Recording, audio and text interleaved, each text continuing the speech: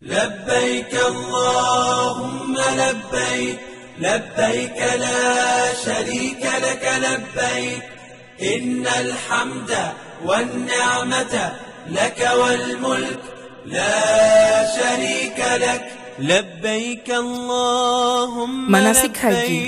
Program manasik haji yang diadakan oleh MIRE Dinia Putri bertujuan untuk menanamkan sikap religius dan pengenalan rukun Islam yang kelima, yaitu ibadah haji, serta mengenalkan rangkaian haji kepada anak-anak.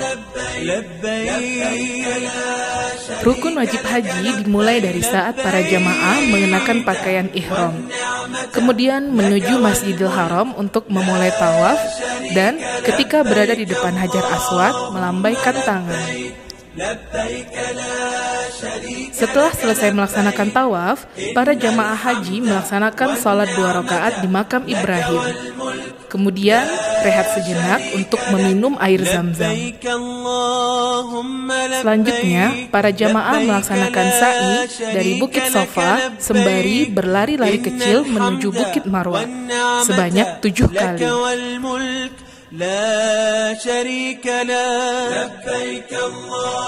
Setelah selesai melaksanakan sa'i, rukun terakhir yang dilaksanakan di Bukit Marwah adalah melakukan tahallul. Selanjutnya, meneruskan perjalanan menuju Mina untuk menginap selama 1 malam. Kemudian, menuju Padang Arafah untuk melakukan wukuf.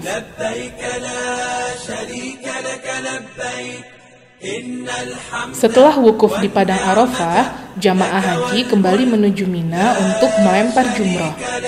Jumrah ula yang dilakukan pertama. Selanjutnya melaksanakan jumrah wusta, dan terakhir adalah melempar jumrah akobah.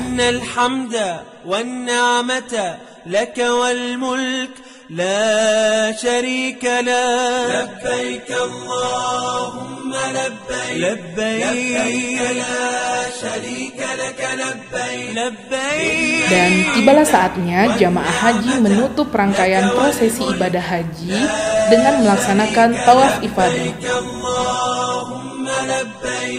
لبيك لا شريك لك لبيك إن الحمد والنعمة لك والملك لا شريك لك لبيك اللهم لبيك لبيك لا شريك لك. Demikianlah rangkaian manasik haji yang telah dilakukan oleh murid MIRE Dinia Putri.